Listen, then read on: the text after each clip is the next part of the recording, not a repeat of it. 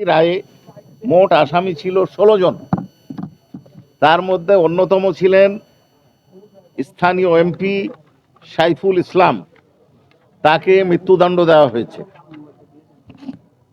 আশুলিয়া থানার OC AFM Shahed রনিকে মৃত্যুদণ্ড দেওয়া হয়েছে।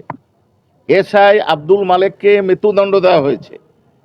ASI বিশ্বজিৎ শাহকে মৃত্যুদণ্ড দেওয়া হয়েছে। কনস্টেবল মুকুল চোকদারকে মৃত্যুদণ্ড দেওয়া হয়েছে। রনি ভূঁইয়া যুবলীগ সদস্য, তার মৃত্যুদণ্ড দেওয়া হয়েছে। যাবজ্জীবন কারাদণ্ড, অর্থাৎ মোট 6 জনের মৃত্যুদণ্ড দেওয়া হয়েছে। যাবজ্জীবন কারাদণ্ড দেওয়া হয়েছে 7 জনকে।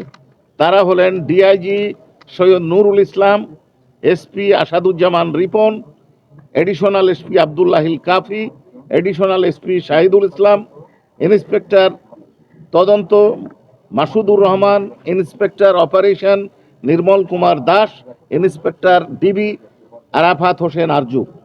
7 বছরের কারাদণ্ড দেওয়া হয়েছে SI আরাফাত উদ্দিন এবং ASI কামরুল ইসলাম, অর্থাৎ 2 জনকে। এবং অপর আসামি SI আফজালুল হক, তিনি ট্রু এবং ফুল ডিসক্লোজার করে অনারেবল ট্রাইব্যুনাল যে শর্ত দিয়েছে